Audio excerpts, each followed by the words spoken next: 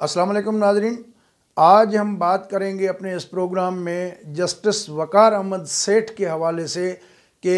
इस मुल्क का बहुत बड़ा बाज़मीर आदमी, एक बहुत बहादुर जज जो है वो कोरोना वायरस की वजह से हमसे जुदा हो गए,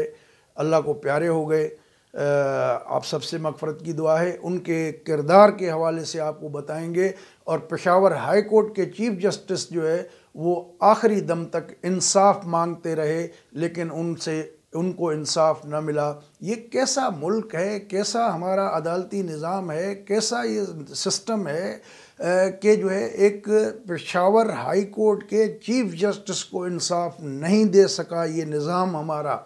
चंद लोगों की ख्वाहिशात के ग़ुलाम बन के हम रह गए हैं। ये अजीब एक सिलसिला है जिसको अब बंद होना चाहिए। हम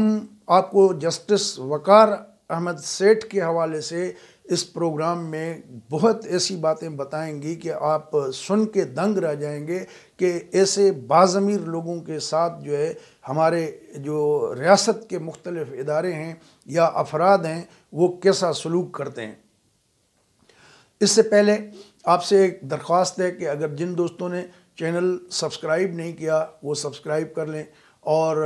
अगर वीडियो आपको अच्छी लगे तो दोस्तों के साथ शेयर ज़रूर कीजिएगा, क्योंकि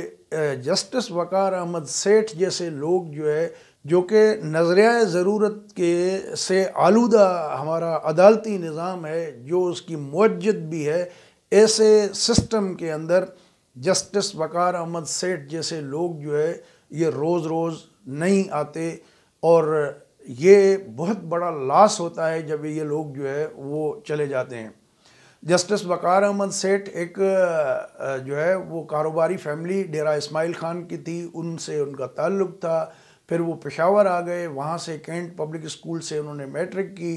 फिर वहाँ इस्लामिया कॉलेज से उन्होंने बीए भी की, जिसके बाद जो है खैबर लॉ कॉलेज से एलएलबी की डिग्री ली, और फिर बाज़ाब्ता तौर पे जो है वकालत से मुंसलिक हो गए थे। तो वकालत के दौरान ही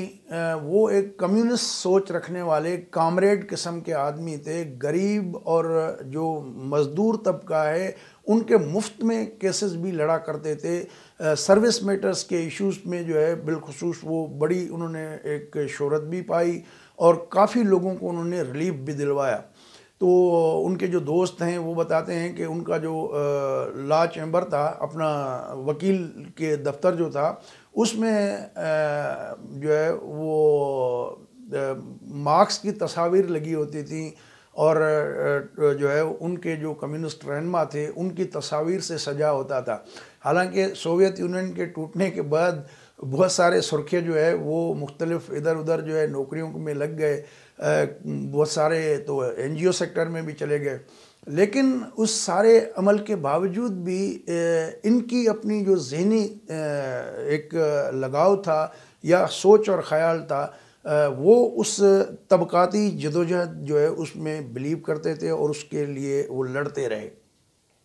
बाद में जब वो पेशावर हाई कोर्ट के जज बने तो फिर चीफ जस्टिस भी बन गए, तो वहाँ उनके पास जो है अगर आप देखें वहाँ जाके मालूम करें तो ज़्यादातर ऐसे लोग जो है गरीब तबकों से ताल्लुक़ रखने वाले मिस्कीनुल हाल जो लोग हैं, और जिनको कहीं से उम्मीद आसरा नहीं होता था, वो वहाँ आ जाते थे। मेरे ख़्याल में 90 से ज़ायद पाकिस्तान की मिलिट्री कोर्ट्स ने जिन लोगों को मौत की सज़ाएँ दी उनको उन्होंने कलअदम करार दिया और कहा कि कोई एविडेंस मौजूद नहीं है। मौत की सज़ा एक हतमी बहुत बड़ा एक डिसीशन होता है जिसके लिए आपको एक बिल्कुल कन्विंसेबल एविडेंस चाहिए होता है। तो किसी भी केस में कन्विंसेबल एविडेंस नहीं था और उन्होंने मिलिट्री कोर्ट्स की सज़ाएँ जो है वो ख़त्म की। जो हिरासती मरकज़ कायम किए हुए हैं खैबर पख्तूनख्वा में, जहाँ लोगों को अज़ियतें भी दी जाती रही हैं, तो उनको भी बंद करने के हवाले से उनकी जजमेंट थी। उन्होंने जो है मिसिंग पीपल जो थे उसके हवाले से उन्होंने काफ़ी बड़े अच्छे हिदायत भी दी, मुकदमात के फ़ैसले भी सुनाए, और वज़ारत दिफ़ा, वज़ारत दाखिला के लोग जो और कई इदारे जो ख़ुद को कानून से बालातर समझते हैं उन लोगों को समन करते रहे, उनको हिदायत देते रहे, اور اس کے جو ہے وہ کئی معاملات میں تو کامیاب بھی رہے، لیکن بہت سارے معاملات میں جو ہے ان کی ہدایات پہ عمل نہیں ہوتا تھا، چونکہ اس ملک میں ظاہر ہے کہ ایک روش جو ہے وہ کافی عرصے سے ہم دیکھ رہے ہیں کہ جو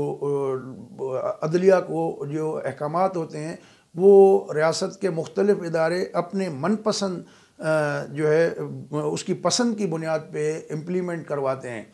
ایسا ہی ایک ججمنٹ جو خصوصی عدالت قائم ہوئی تھی آرٹیکل 6 کے تحت جنرل مشرف کو آئین توڑنے کے لیے جو کیس سنا گیا مقدمہ، اور ان کی غیر موجودگی میں ان کو سزا سنائی گئی اور انہوں نے کہا کہ ان کو موت کی سزا دی جائے، اور اگر فیصلہ سناتے تک جنرل مشرف مر بھی جاتے ہیں تو ان کی میت کو گھسیٹ کے ڈی چوک اسلام آباد میں پارلیمنٹ کے سامنے ان کی لاش کو ٹانگا جائے، اور 3 دن تک اس کی لاش ٹنگی رہنی چاہیے، تاکہ یہ عبرت ہو سب کے لیے کہ آئندہ کوئی بھی اس ملک میں آئین کی بالادستی کو ختم نہ کر سکے، آئین کو اپنے بوٹوں تلے روند نہ سکے۔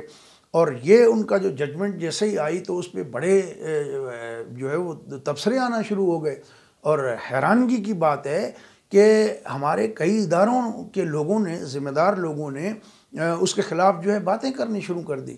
کہ بھائی اگر جج کا فیصلہ آپ کو قبول نہیں ہے تو آپ اس کے لیے سپریم کورٹ میں چیلنج کر سکتے ہیں اس کو، لیکن یہ کیسے جو ہے آپ کمنٹ کر سکتے ہیں کہ جج جو ہے پاگل ہو گیا ہے یا ان کا جو ہے وہ یہ نہیں ہے، غیر اسلامی بات ہے۔ تو جب آپ لوگوں کو اٹھاتے ہیں گھروں سے، بے گناہ لوگوں کو، 17-18 سال کے نوجوان لوگوں کو، ابھی بھی سندھ میں مسنگ پیپل کے حوالے سے مارچ آ رہا ہے راول پنڈی کی طرح، انہوں نے کہا ہے کہ جی ایس کیو کے سامنے ہم احتجاج کریں گے۔ بلوچستان سے سینکڑوں لوگ لاپتہ ہیں۔ ابھی مسنگ پیپل کے ریکوری کے حوالے سے جو کمیشن ہے انہوں نے بتایا کہ 5000 سے زائد لوگ ابھی بھی جو ہے پاکستان میں لاپتہ ہیں، جو ان کے پاس ڈیٹا ہے۔ تو جب آپ اٹھا کے جاتے ہیں، مارتے ہیں لوگوں کو، تشدد کرتے ہیں اور لاشیں نہیں دیتے واپس، تو اس طرح کے جو ہے وہ سب چیزیں ٹھیک ہیں، لیکن وہ اسلامی ہیں۔ لیکن مشرف کو، ایک جنرل ڈکٹیٹر کو، ایک عدالت نے جو ہے اگر سزا دیتی ہے تو آپ اس کو اسلام کو آڑے لے آتے ہیں۔ تو بہرحال یہ جو روش ہے میرے خیال میں اس کو مائنڈ سیٹ کو انہوں نے چیلنج کیا، بڑا بولڈ طریقے سے انہوں نے جو ہے اس کو کنٹیسٹ کیا، لیکن ان کو گلہ یہ بھی تھا، 4 مہینے پہلے انہوں نے ایک درخواست دی تھی سپریم کورٹ کے چیف جسٹس کو کہ ان سے جو جونیئر جج ہیں ہائی کورٹ کے، لاہور ہائی کورٹ کے غالباً، وہ جو ہے ایلیویٹ ہو کے سپریم کورٹ میں آئے ہیں، لیکن انہیں ایلیویٹ نہیں کیا جا رہا ہے، جو کہ ان کے ساتھ ایک زیادتی ہو رہی ہے، ناانصافی ہو رہی ہے۔ 4 مہینے سے وہ چیف جسٹس سپریم کورٹ کے پاس عدالت میں درخواست پینڈنگ پڑی رہی، کوئی اس پہ عمل نہیں ہوا۔ تو 2 روز پہلے انہوں نے جو ہے، یا 3 روز پہلے فوت ہونے سے، انہوں نے جو ہے ایک اور درخواست دی چیف جسٹس کو کہ میرے اس درخواست کی سماعت کی جائے اور مجھے سپریم کورٹ میں ایلیویٹ کیا جانا چاہیے، لیکن ایک مخصوص مائنڈ سیٹ جو ہے وہ ان کو سپریم کورٹ میں آنے سے روکتا رہا، اور وہ پشاور ہائی کورٹ کے چیف جسٹس جو ہے، جو کہ ایک بہت ہی اچھے انسان، نفیس انسان، خدا ترس آدمی اور ایک با کردار، با ضمیر آدمی تھے، وہ انصاف مانگتے مانگتے اللہ کو پیارے ہو گئے۔ بہرحال اس نظام کو چلانے والے لوگوں کو اس پہ نظر ثانی ضرور کرنی چاہیے کہ تاکہ آئندہ اس طرح کے واقعات نہ ہو سکیں۔ دوستو، اگر یہ ویڈیو آپ کو اچھی لگی ہو تو اپنے دوستوں کے ساتھ شیئر کریں، اور ہمارا چینل سبسکرائب نہیں کیا تو اس کو سبسکرائب بھی کر لیں۔ اگلی ویڈیو تک اجازت دیجیے، اللہ حافظ۔